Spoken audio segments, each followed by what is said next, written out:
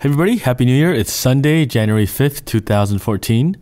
The American poet Henry Wadsworth Longfellow once said, "A single conversation across the table with the wise man is better than 10 years of mere study with books." And that's what this episode is about, with author and entrepreneur Mark Manson, where he writes over at markmanson.net about self-development, culture, and psychology. I got him on the show because the level of understanding he has on people at a very deep psychological level is just fascinating. And if you read his blog, you'll learn things about yourself that you really never knew. And so, for example, with a personal story, growing up in high school, with your typical academic curriculum, I had to read books like, Scarlet Letter, Shakespeare, Mark Twain, other forms of literature that I really didn't appreciate.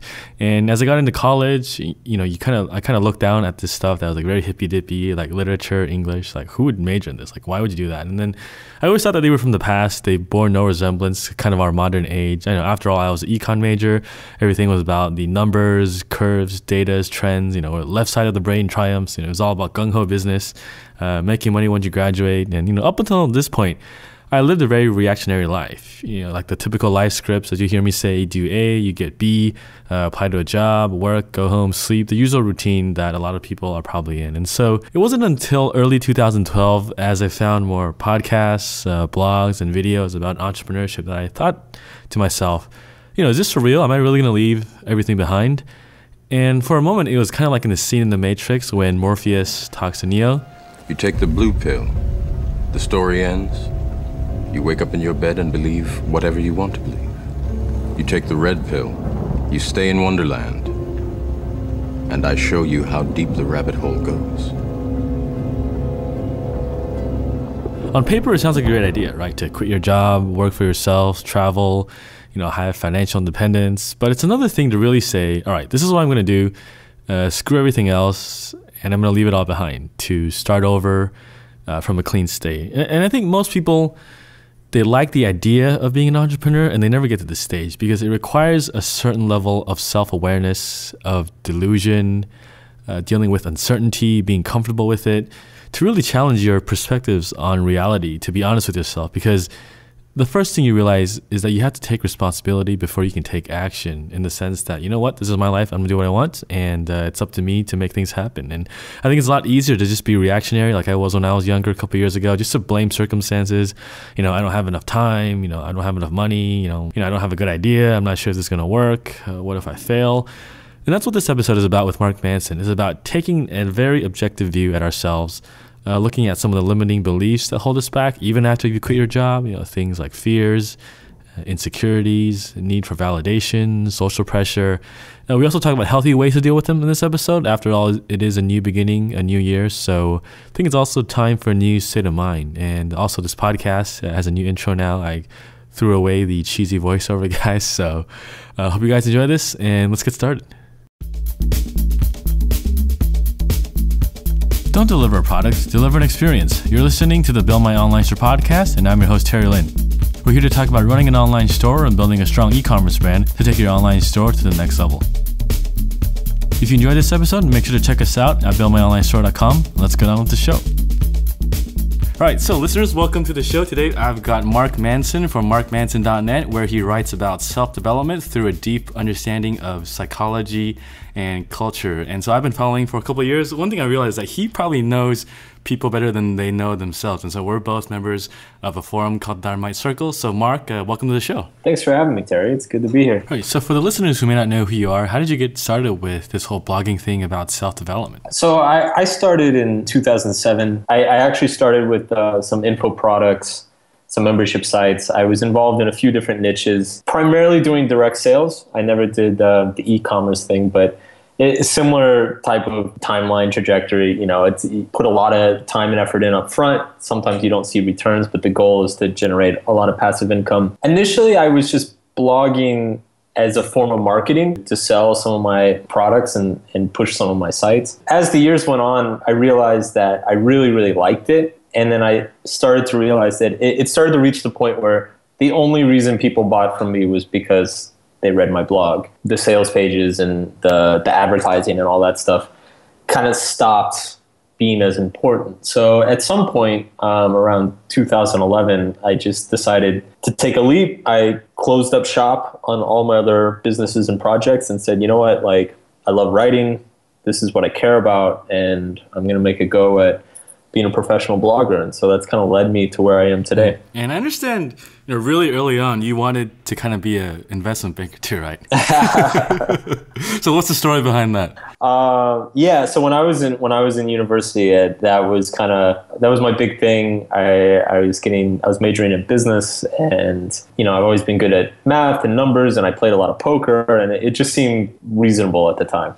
Hey, I should get into finance. I got a job out of college after graduation, and it was literally like 2 hours into the job, I was like, I hate this. I don't want to do this. This was right at around the same time I was starting my business. It's funny, actually, and I know we're going to talk about this, but I might as well say it. I was lucky that I had already kind of started my online business a little bit around when I graduated, and I had a couple of like very early successes. And so my perception of how easy it was going to be, I thought it was going to be 10 times easier than it actually was. Because I was like, oh, look, I already made like $1,000. This is going to be easy. So I actually put in my 2 weeks notice. I've held a quote unquote real job for only about 4 or 6 weeks in my life. And so I took the job. I realized I hated it. I was like, you know what? This online thing's going to be easy. I'm going to do that. So I quit after the first month. And I was totally wrong about how easy it was. So you spent your college years, 4 or 5 years after graduation trying to get this coveted investment banking job, because a lot of people used to do this, and even I kind of fell into this myself too. And so, when did you realize that you were lying to yourself after you quit? Because in my situation was that I realized, when I got the job, it wasn't really what I wanted to do, but rather than people saying, oh, you're at this big company, and kind of like my parents were more proud of it too in some ways. I don't know. Sometimes you do things in life that you just know is wrong.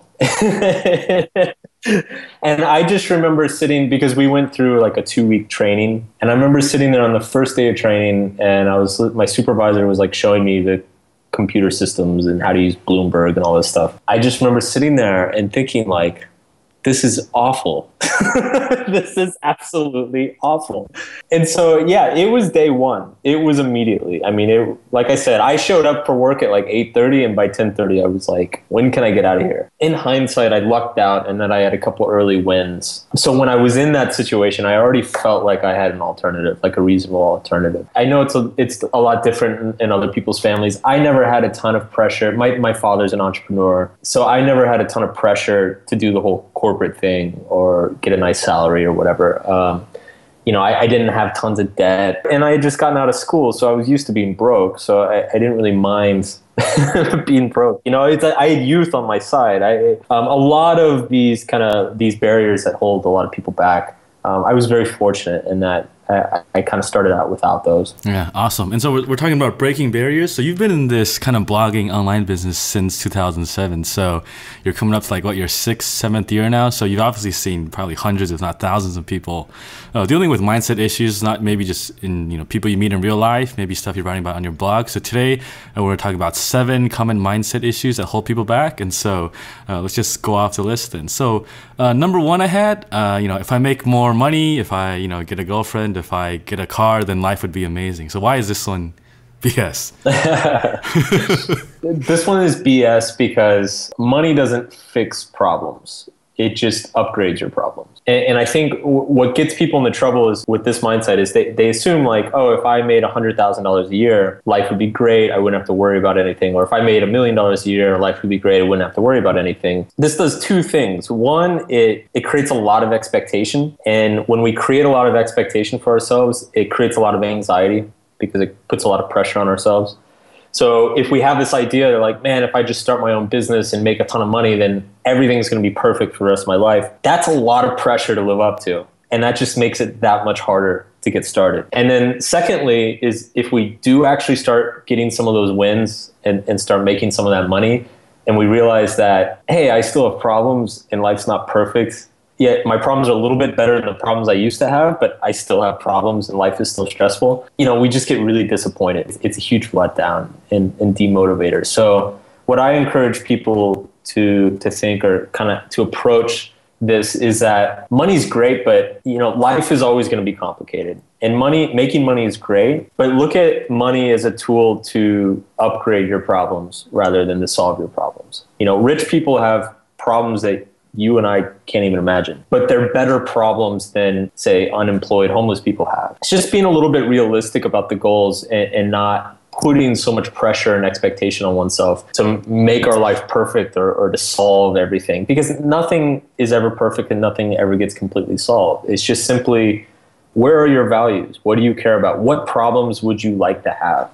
And then pursuing those. Gotcha. And do you find this applicable to say, because a lot of people think, I want to quit my job, make $1,000, live in Southeast Asia, but then, certainly we know people that are doing this, but then they're living this life and then suddenly they're kind of just in limbo. And do you see this a lot too? Yeah, it's actually, I have an article on my site called Some Dreams Should Not Be Pursued. It's that old saying, it's like, be careful what you wish for, you just might get it. And it's just the fact that our dreams are idealized. It comes back to the problems don't get solved, they just get upgraded. So the example you used is a really great example. And you and I know a bunch of people like this who quit their job, start their business, move out to Thailand, start living off, $600-700 a month. It goes great for like 6 months.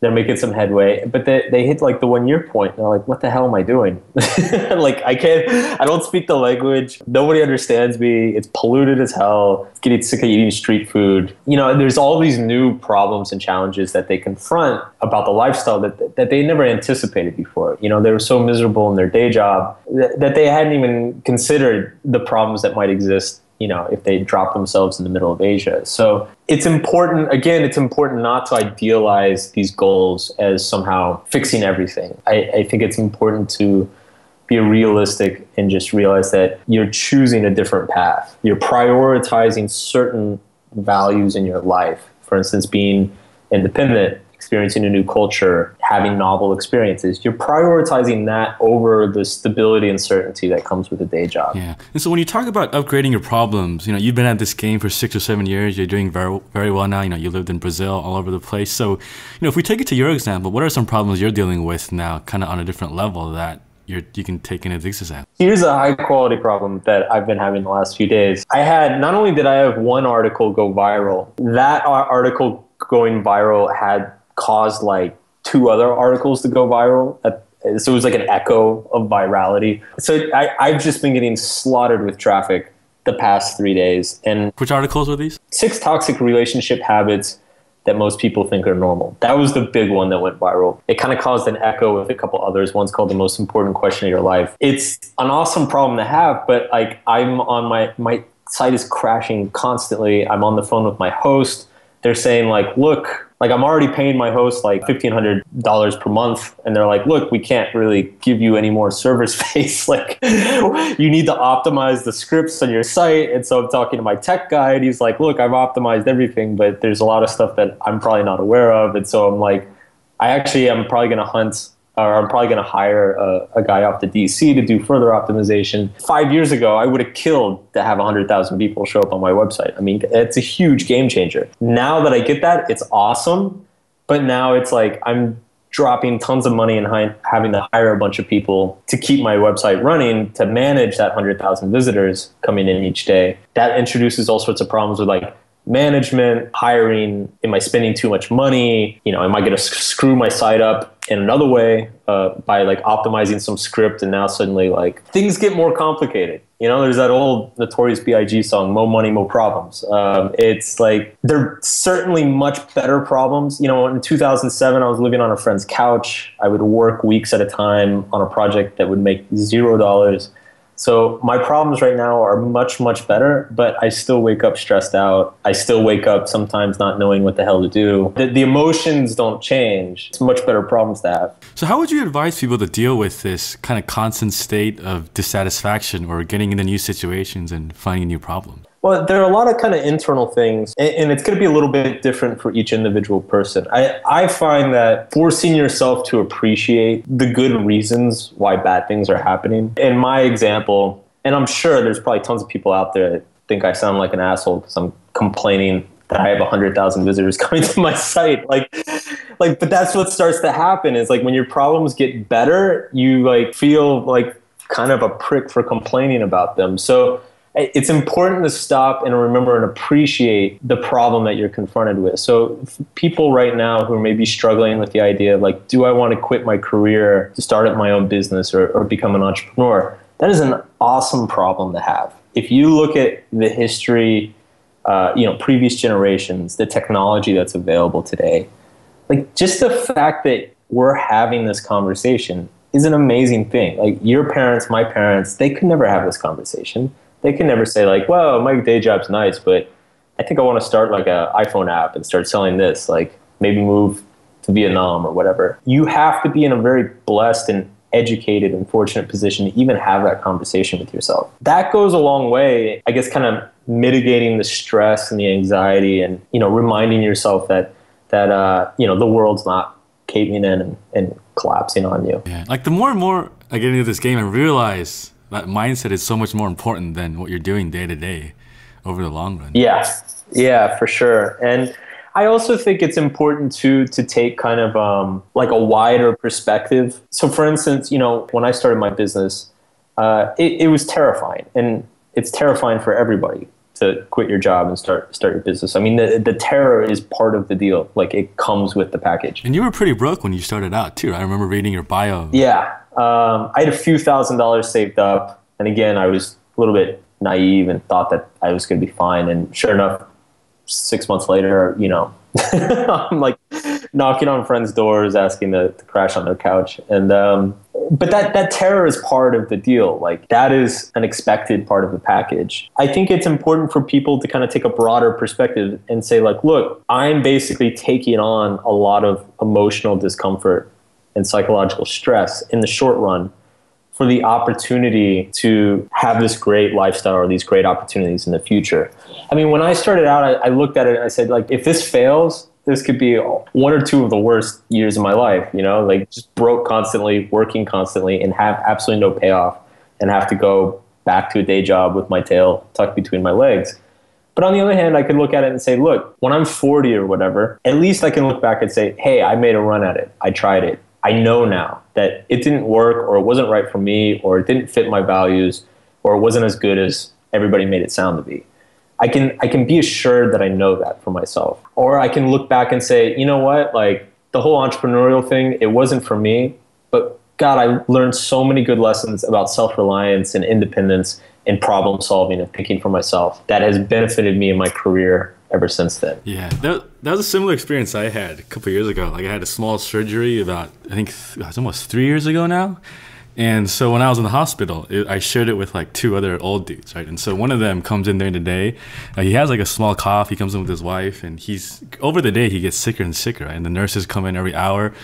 And so I think by like the afternoon, like he couldn't breathe anymore. And then they had to bring like this equipment in. And then it was the day before I had a surgery, right? So I walked out. I was like, "Fuck this! I don't want to, be in the room when a guy dies." I mean, because you're covered with the bed. You don't see him, but you can hear him, right? And so when you hear someone, kind of the emotional vibrations bounce off to you. And so I just freaked out.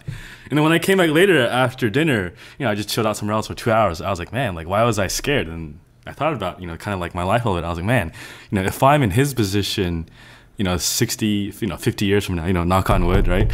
Would I be happy with the life I lived? And if no, like, why not change it now? And that was kind of like the big breaking point for me. And it seems like a lot of people go through this phase where they realize, hey, I might as well do this now, because if I don't, what's the point? Right. And it's, it comes back to the famous Steve Jobs speech, where he said that he constantly thought about his own death and like, if I died, what would that mean? What would my life mean today?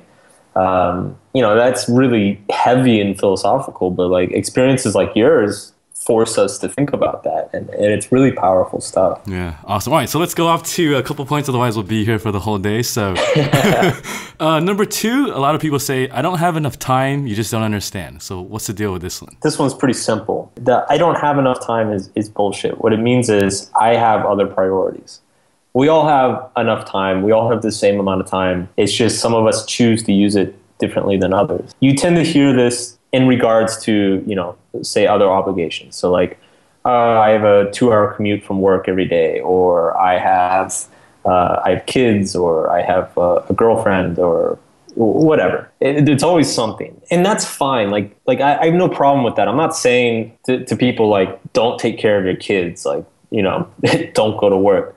It's just that you need to realize that it's not an issue of time, it's an issue of priority. You don't have time because you're prioritizing other things more than, you know, say starting a business or working on your own project or writing a book or whatever it is. And that says something. I would love to learn Mandarin, but I never learn it. And I could sit here and be like, oh man, I don't have enough time. I've got to work on my blog all the time, and I've got all these meetings, and I have to do a call with Terry. But it's just simple that I don't prioritize it as high as those other things. As much as it feels good to complain about it and be like, oh, I'm such a victim, there's not enough time in the day because there's just so many obligations. I don't care enough. And I tell people, I'm like, if there's something in your life that you've been saying that you're going to do for years and years and years, and you don't do it, you need to take a really hard, honest look at yourself and say, like, is this actually a priority? Like, do I actually want to do this, or do I just like the idea of wanting to do it? Do I actually want to be an entrepreneur, or do I like thinking about being an entrepreneur? Do I like telling people that I'm going to start my own business? In a lot of cases, that's what's true. It's we like the idea of doing it. I like the idea of being able to speak Mandarin, but obviously I'm not doing it. So it's not an issue of time. It's simply an issue of priority. Yeah, one thing I found is that when you go to like these networking entrepreneur events, a lot of these, like 90% of these guys are just people like talking about stuff, and you're like, are you actually doing anything? It's like, no, I'm just still looking online, doing research, and you're like, so like, I realized that these events, like, you know, if you're going to a networking event, 90% of the people that go probably aren't the people you want to network with either. So yeah. It's like how everyone wants to be the Instagram that sells for $1 billion, but no one wants to spend, you know, like 2 years coding, you know, 3 hours a day, learning how Ruby works or whatever it's built on. Yeah. I remember there was a great interview of Dustin Moskovitz, who is the co-founder of Facebook. They were basically asking him, how did the overnight success of Facebook feel? Like, what was it like? And his answer was awesome. He was like, well, I know it appeared to be an overnight success to you guys, to the media, but for me and Mark, it was basically, all I remember is staying up till 4 a.m. coding every night for 6 years straight. That was my overnight success. You know, and so it's, a lot of times we see the end result of things, and we don't realize the amount of time and effort and investment that went into it leading up to it. And we don't want to do the dirty work. Yeah, so going back to your example, you were saying how earlier, you know, 3 of your articles went viral, like I saw it on Huffington Post, over all these sites. And when you look back at what you've done since 2007 and the investment of time of, say, 6-7 years, I mean, how are you taking that now that you can look back with all your success now? Well, that's the funny thing is I'm starting to experience that too. So I get emails all the time from people saying like, your blog's amazing. I wish I could have a blog like that. Like, how did you know what to do? Like, how did you get it right so quickly? I've even had people say things like, oh, you're really lucky. You already were making money online, and so you could just focus on... Like, that's the thing that drives me crazy the most, is when people tell me I'm lucky. Because I spent the majority of 2007, 2008, 2009 living month to month, sleeping on couches, living with my girlfriends, living with my mom, constantly broke. You know, I used to work for months at a time on a project, and I'd launch the project and I'd make like $20. All of those failures, that it's an iterative process. You know, all of that time that I invested in all those failures and being broke and not making money and those 12, 16-hour days, that created where I am now, like what I am now. I needed those 5-6 years of just screwing up and writing blog posts that nobody read and writing articles that people made fun of and being read by 10 people. That's a necessary part of it. But like MJ DeMarco says it the best, right? It's like the process versus event, where the event is now you kind of going viral, but the process was the past 6-7 years, like you said, writing blog posts with only 10 people seeing it. Exactly. There's I saw a great little story recently on Facebook. Apparently there's a little story of Picasso was like in a cafe, and when he was waiting for his food or whatever, he was like doodling on a napkin. And he finished his doodle, and the woman at the table next to him leaned over and said, hey, can I buy that napkin from you? And he said, sure. And she said, how much? And he said, $20,000. And she was like, what? It took you 5 minutes to doodle that. It's a napkin in a cafe, like $20,000? And he's like, no, ma'am, it didn't take me 5 minutes to doodle it. It took me in a lifetime. That's it right there. It's like everything you do now is a summation of everything you've done throughout your life. And so everything contributes, even the failures and writing thousands and thousands of words that nobody's ever read, that all contributes to my success today. Yeah, it's like you can only connect the dots looking backwards, like Mr. Jobs said, which kind of brings me to my next point. I get all these emails like, yeah, I got like 10 ideas to do e-commerce, but I just can't find the right one. Can you help me? I'm like, dude, really? The quote unquote right idea is built. It's not come up with. I think that's the biggest misconception here. And I'm sure you've been through this conversation with hundreds of people at this point too. And this comes back to the whole event versus process thing, or the Facebook story. People don't see that Facebook was an evolution. The idea of what Facebook is today was not what the idea of what Facebook was when it started. My business looks nothing like the idea that I started with. So the quote unquote right idea is something that you evolve towards working on it constantly. It's built like a structure. It doesn't just fall out of the sky and you're like, oh, sweet, now I'm a millionaire. Yeah. So if we go to your example, like your kind of writing now is kind of what you embody and kind of like the self-development topics you write about. But what was it like? What did you start out with originally at first? And how did it change into this over the years? My blog in 2007, was basically dumb stories about me getting drunk and chasing girls. Kind of like a Tucker Max type of style thing, or? Yeah, kind of.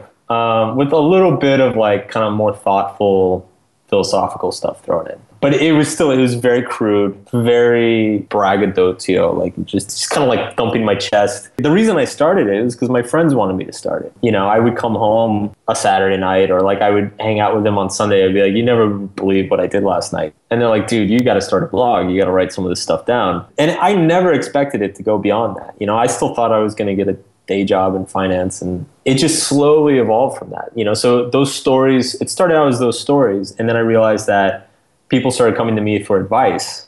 So I started giving advice about girls or social skills or whatever. It got to the point where there were more people asking me for advice than I really cared to deal with. My roommate was like, dude, charge him money. Started charging him money. And that was some of the early wins that I had. A few months went by, I read 4 Hour Workweek, and I was like, hey, I could turn this into like a dating advice business. And that's where it all started. Yeah. So when did you make the point from, say, giving like dating advice to become like general self-development? Because that was a really big shift I think you made just for the whole kind of business model you were doing. Right. That was 2011. There were a number of reasons for that. I think one was, there was the business reason for that, which was I felt like I kind of hit my ceiling, particularly men's dating advice. And the men's dating advice niche it's still a little bit weird and a little bit sleazy. There's a lot of noise. So part of it was I kind of wanted to expand beyond that. It was really cool to write about chasing girls and dating when I was like 25. By the time I was like 28, I don't want to be 35 and still writing about this. So I need to find something else that I can care about or focus on. So that was part of it. And then the other part was simply that I had reached the point that, guys would come to me to be like, oh, I met this girl. I don't, when should I call her? What should I text her? What does this mean? Went on a date with her, tried to kiss her, blah, blah, blah. And I started to realize that this stuff, it's not that they don't have the right thing to text her or that they don't have the right date to go on. It's that they've got emotional problems. They've got self-esteem issues. They've got anxiety issues. They've got weird beliefs about women or weird beliefs about sex. And so those topics became much more interesting to me. And that's when it was 2011, said, you know what, like why am I just talking about dating? This stuff affects other parts of life. Like if you're anxious around people, if you're anxious expressing yourself, that doesn't just affect your dates, that affects your job, that affects your social life, all these other things. So what was the fear like? Because a lot of people say, I have an idea, but if I go into it and it doesn't work, like I would have wasted my time, right? What was that process for you when, you really had to kind of change your whole audience and your whole following too? Well, it was terrifying. It was like, but I had reached a point emotionally within myself that I was absolutely certain that I did not want to be the dating advice guy. I felt like I had a strong enough platform that I could make that move, and that I felt like I was a good enough writer that I could make that move. But it was absolutely terrifying. And the thing is if it had failed, or, I would have treated it the same way that I treated other times that I had failed previously, which is it's not failure, it's feedback. The market's telling you something. They're either telling you that they don't want it, or that it's not the right thing that you should be doing, or that it should be done differently. You just take that and incorporate it into the next thing you do. You take that feedback and improve upon it. Yeah, one thing I realized is that like it's really easy to take stuff personally on the internet, especially when like people are just throwing insults, left and right, and it's kind of like a matter of mentally separating yourself from this kind of feedback and realize like, hey, maybe there's something I can improve or something, something wrong with my mindset that I should be changing, or like you said, feedback to kind of change things. So this brings me to my next point, where number 4, if it doesn't work, people will think I'm stupid. So, this is a big problem like I see people come from, especially like in the corporate world, where I think you have a lot of peers around you who have certain expectations, maybe even your parents, society. So, like what's the root issue here with this one? This is a very real concern and insecurity. I mean, there's one component of it, which is just simply how much do you want it, which I think kind of comes back to priority. Do you prioritize being an entrepreneur, starting a business enough to the point where other people's opinions don't matter?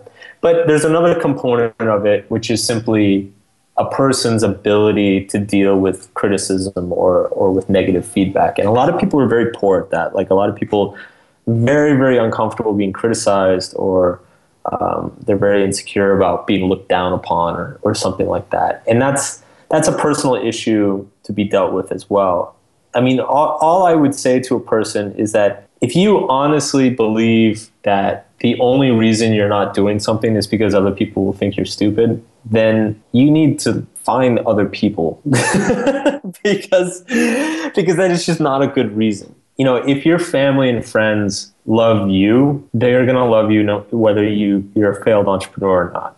They're going to love you whether you quit your day job or not. If you really trust the people in your life, then they're going to stick with you through thick or thin. And actually, I've seen in a lot of cases, making this transition to this lifestyle is often a really good filter to see which people in your life, because I don't know about you, Terry, but like when I started going down this path, a lot of my friends, my college friends, they just started kind of dropping off the radar. Oh yeah, 100% agree. I just quit my job like 4 months ago, and the amount of people that I stopped hanging out with, literally like 95% of the old crowd, I just, not that I don't like them, I just don't connect with them a lot. I don't see the need to spend my time with them, and because we're not aligned with the same vision in our lives, and I'm just like, okay, we'll hang out once in a while, but I'm not gonna actively waste not waste my time, but spend time I could be using to build a business or anything with them too. So I found that when I left my job, I had these friends that I thought were really great friends, and it's not that they were bad people, but I thought we had great friendships. Then when I quit my job and started going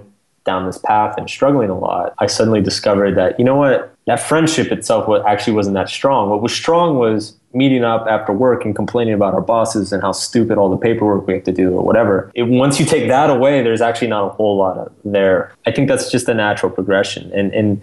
But at the same time, the people who really matter stick with you. And they root for you. Some of them even think you're crazy, but they still root for you. They're like, I have no idea what you're doing, but that's kind of how my mom was. She was like, I have no clue what you're doing, but hey, you're my kid. I hope it goes well. Yeah. I had some ex-coworkers who were like, I think they're like, I wish you well. I know you're a smart guy. I don't know what you're doing, but you'll figure this out. But I think the bigger picture is that when you choose this path, you're saying no to that script that you were with, right? And so a lot of people, I think, find it hard to just throw it away, because I think when you're, 24/7, you're with these friends, your family, you're really saying, hey, screw you guys, I'm going to do something new. And I think that's a really hard thing for people to let go. Yeah, it's difficult, for sure. Yeah. And so one point you talked about was dealing with criticism. Some people are really, bad at that. Maybe it's because of some insecurity issues. So like, where does this insecurity come from that makes it sting so hard when you're getting criticized? It gets into feelings of worthiness. What happens, and I'm going to try not to give you like the 20-minute answer. Yeah, because this is a convoluted topic. Right. I mean, we could do a whole podcast just on this topic. I mean, basically what it comes down to is that, so validation is very important to us, to everybody, to all human beings. We all need to feel validated. We all need to feel important. We all need to feel like what we're doing matters. And the thing is, though, is that we don't just receive validation from people outside of us, coworkers, friends, family. At some point, we need to become kind of emotionally healthy and highly functioning. We have to develop an ability to feel proud of ourselves and to validate ourselves and say, you know what, I'm going to do this for me. It doesn't really matter that my friends don't like this. It doesn't really matter that my parents think I'm crazy, but I want to do this for me. And there's a lot of people who go through life and they never do things for themselves. They never get past that phase. And I think in a lot of ways our culture is constructed to encourage people to seek validation from others. You know, the school system, pass or fail based on a teacher that grades you. You're compared to your students and peers. Are you better or worse? Did you make the varsity team or the junior varsity team? You know, all of these mechanisms throughout our life are constantly telling you to be a good, important, worthy person, you have to meet other people's standards and expectations. That makes for a productive society. It doesn't make for happy people. A very important psychological part of being an entrepreneur is developing the ability to say, this is for me. I'm going to do it for no other reason than it's important for me. And to some people that sounds selfish, but the thing is it's your life. Like, you're not hurting anybody. You're not going out and stealing from people or dealing drugs. Like, if you're doing something constructive for no other reason than you want to do it, that's a very emotionally healthy thing and it should be pursued. And that's a hard thing to develop within ourselves. Yeah, it was just funny you mentioned when I was still at my job, I once asked a coworker who's been in the industry for like 10, 15 years. And I asked him, you know, you've been in this business a long time, you know, you obviously have money, you know, to retire maybe early. And, you know, so what drives you to stay in this job, right? Into the, you know, work like 14, 16 hours a day. And this guy is like, you know, in his 40s, something like that. And he was telling me, you know, it's the respect that I get from other clients and, you know, people in the industry. And I'm like, and now that you think of this, I'm like, wow, so he's basing his whole image of himself on what other people think rather than what he's doing as a craft of, you know, working at a bank, doing what he's actually liking doing. And so. And the problem with that too is that it creates emotional instability. So it's like, for instance, if you take that guy, let's say like an economic downturn hits and that coworker of yours gets laid off. That guy's whole identity and sense of self-worth is just going to crash. He's going to bottom out.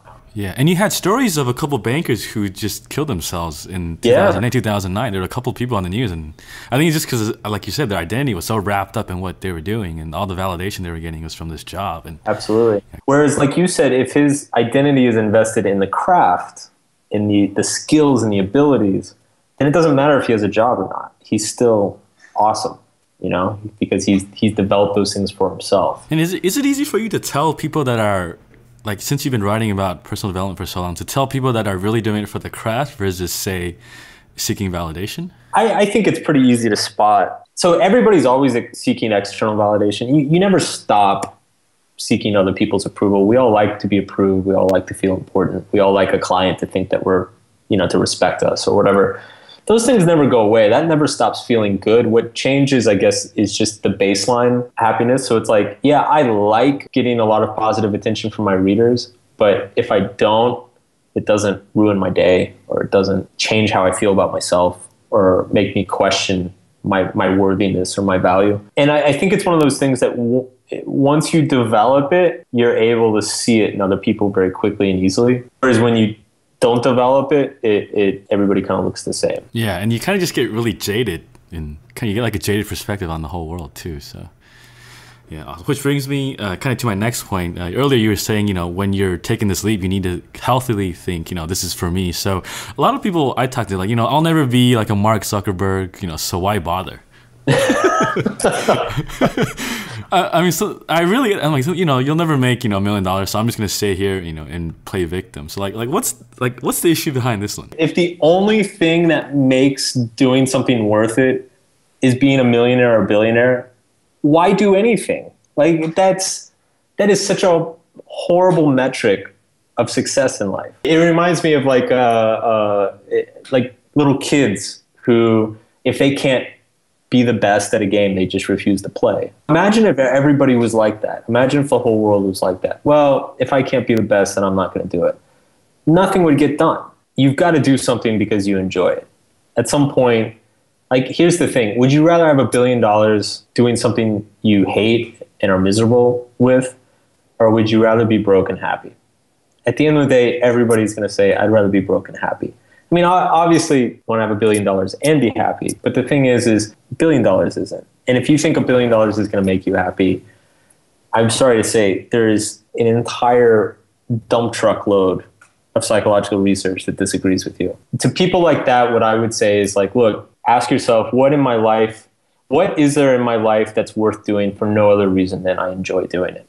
And start there. Because like, you have to find something that you care about and enjoy for no other reason than you care about and enjoy it. That has to be good enough. if you don't enjoy doing something, then why bother? That's what I say. That's a much better question. But I find it to be much easier. Like, I had some ex-colleagues who would, every time around bonus, they would complain, oh, this year's going to suck. Well, what the fuck? Where's our money? And then they just stay until the next year and they just play a victim. Because I think it's almost easier in some way to do that than to be honest with yourself and say, hey, I'm not happy. I want to change my life. Right? Oh, of course. Of course. I mean, playing victim is very, very seductive.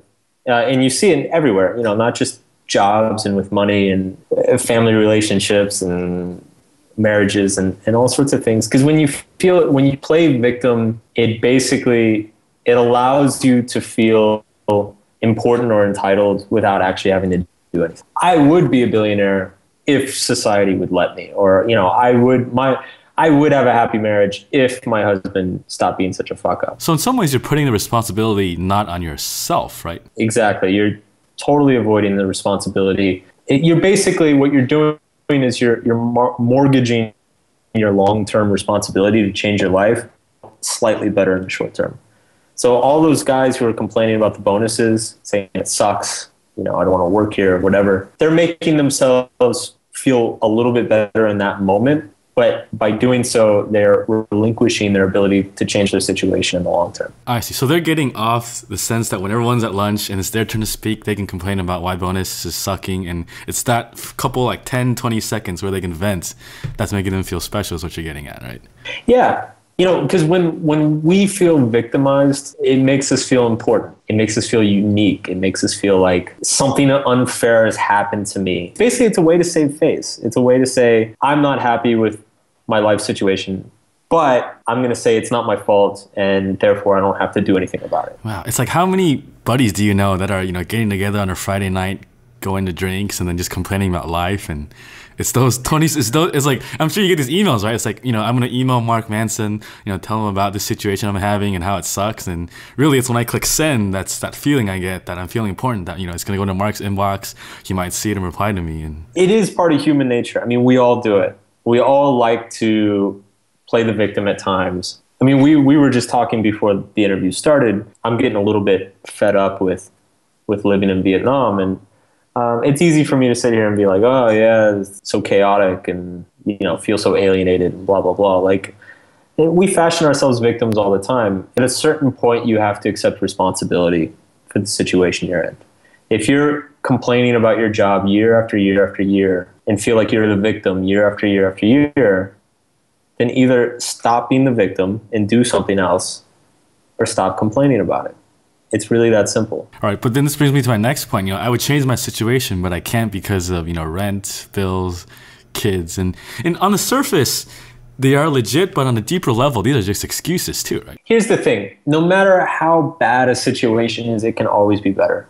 And I think the mistake that people make here is that they expect perfection all at once. So it's like, again, it comes back to that process versus event. Like, they look at the outcome, say after 7 years worth of work, and they don't see the whole process. So they look at like a really successful, e-commerce store that's been built over the course of 5 years, and they think, well, or even our friend like Dan Andrews and Ian, right? I mean, a lot of people look up to them, like, wow, these are the guys in the life I want to look for. Right? Yeah, so. And they think, oh, I can't do that. I've got debt. I've got kids. If you look at any sort of stuff about personal finance or managing debt or managing rent, expenses, I mean, you can financially plan this stuff. The human mind we're just so biased towards like focusing on end results and not focusing on process. If you read up on some of this stuff, like, you see that simply rearranging your debt, your finances, planning more carefully, planning your expenses more carefully, over the course of 3 years, you can eat away and eliminate these problems.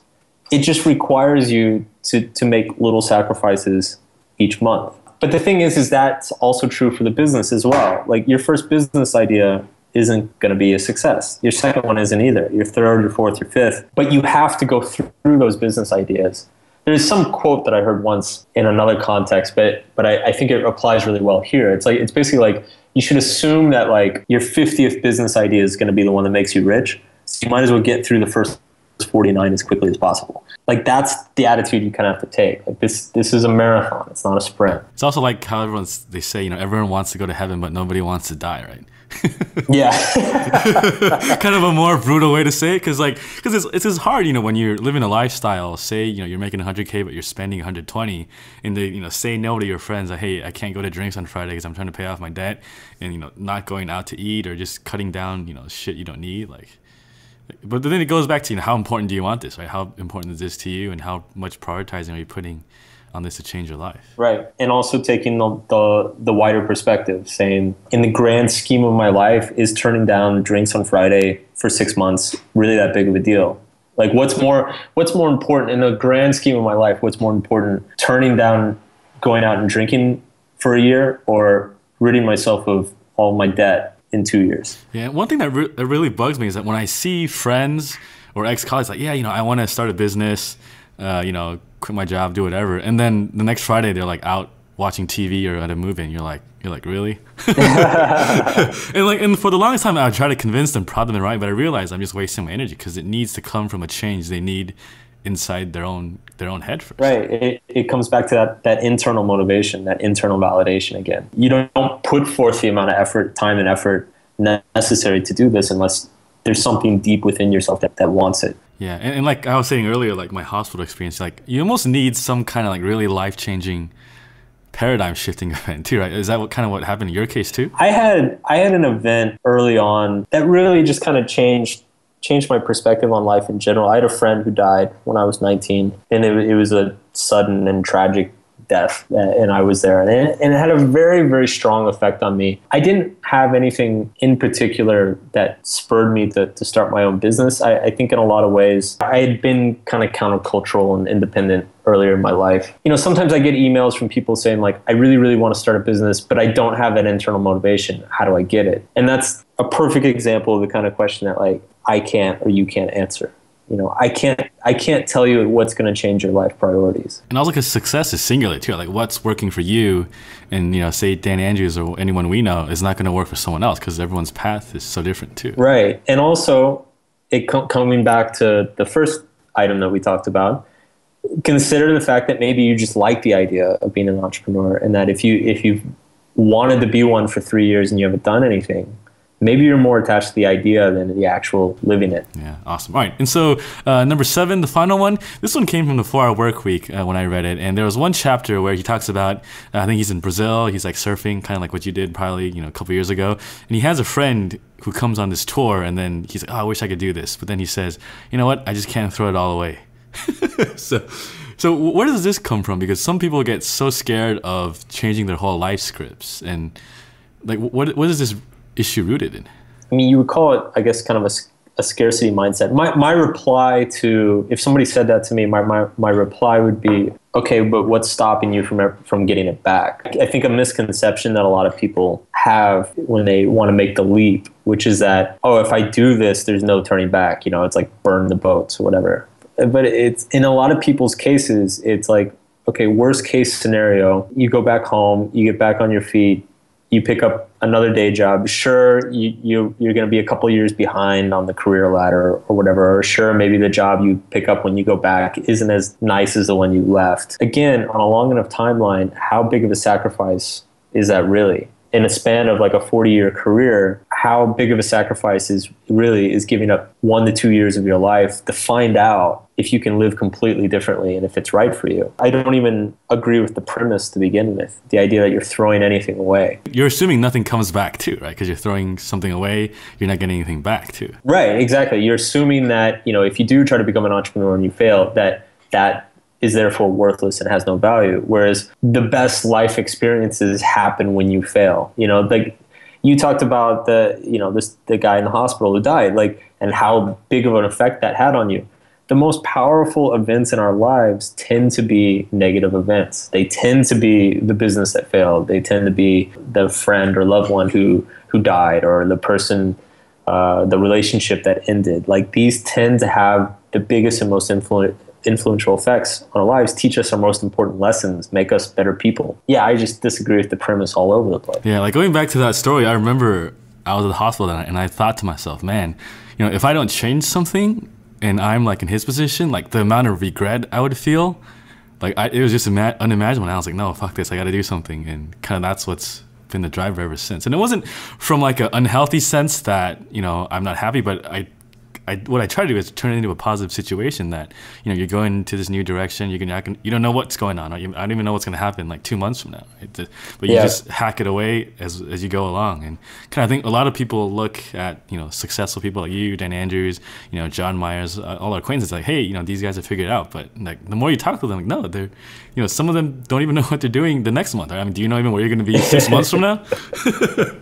Yeah, it's I sometimes joke with people. I'm like, yeah, I didn't know what I was doing, and still don't know what I'm doing, but I just a little bit less not knowing what I'm doing. I don't know what's necessary for my business to grow right now, and I didn't know 5 years ago. The only way I find out is I try stuff and see what happens, and then I try something else and I see what happens, and that's a process that is never going to end, both in my business and in my personal life. Yeah, and I think it's easy that, you know, we have these platforms like, say, like a blog, podcast, video show. Like, it's easy to see these people online and make it seem like they figured it out because they're, you know, talking to people about it. And I think a big issue is that, hey, you know, sometimes we don't know what we're doing either. So, you know, don't worry about it. We're all in the same boat. It's just a matter of, you know, putting your head down and kind of doing the work. Exactly. Awesome. And so to wrap up a little bit, you know, we're going into really deep issues here. We could probably still go on for like another hour. So, you know, since you've been writing about self-development for a long time, one thing you talked about was really it's about being honest with yourself, right? And so,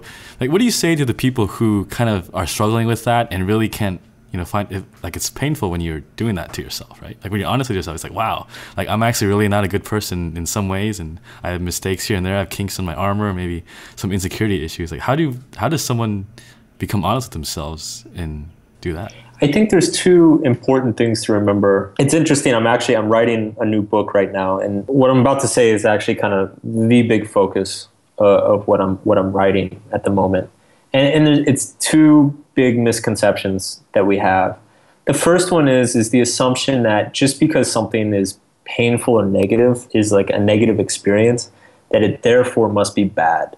I think it's really important, especially in a society as complex as ours is now, to disassemble that assumption, to understand that just because something is unpleasant or doesn't feel good makes us feel insecure or pain or vulnerability, that it's necessarily bad and that we don't want to experience it. Because, as I said earlier, life's most influential moments tend to be negative moments. And it's important to not avoid that or not fight that, so that you can take advantage of it and learn from it. The second thing I would say is that the other big misconception is that a lot of people, when it comes to kind of experiencing these negative emotions, being honest with yourself, you know, admitting your faults, admitting your flaws, we have a tendency to become a little bit solipsistic, which means that we tend to start believing that it's just us, we're the only one. So it's like if I have a deep insecurity about my relationships or my intelligence, and I start experiencing that insecurity,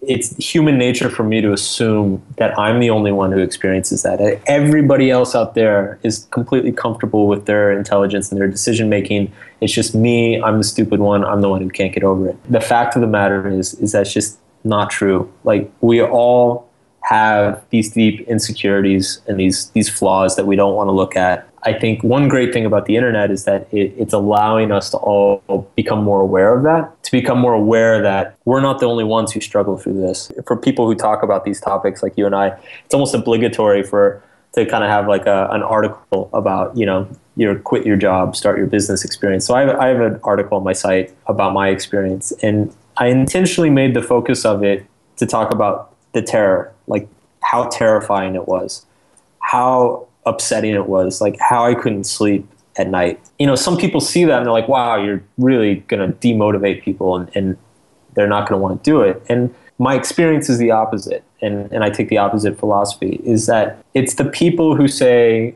and I hate to say it, but I feel like Tim Ferriss is kind of like this, like, hey, it's easy, just do these 4 things and you'll have an automated business and make passive income. Like, when they make it seem so effortless and so easy that you know, everybody would be dumb not to do it, that's actually what creates so much of this pain. That's what creates so much of this anxiety in people out there who are like, wow, it seems really daunting and difficult for me, but Tim Ferriss makes it sound so easy. Like, maybe I'm just not good enough. Maybe I'm just not one of those people who can do this.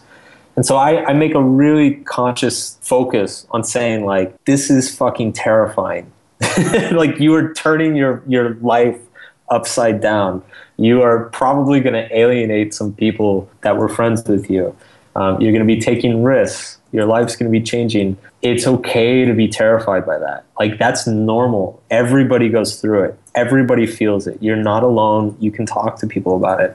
And just when you confront it from that point of view, it makes it easier for people to take on. Like, they don't feel, they're not like, oh, so I'm not an idiot. I'm not weird. I'm not deficient. I'm like everybody else. Like, they did it too. Maybe I can do it. Yeah, it goes back to surrounding yourself with the right people. But also, before we get into that, it's like when you read the 4-Hour Workweek and like 2 chapters are about how he hated his business, and then the next 10 are him, running around Argentina, China, Brazil.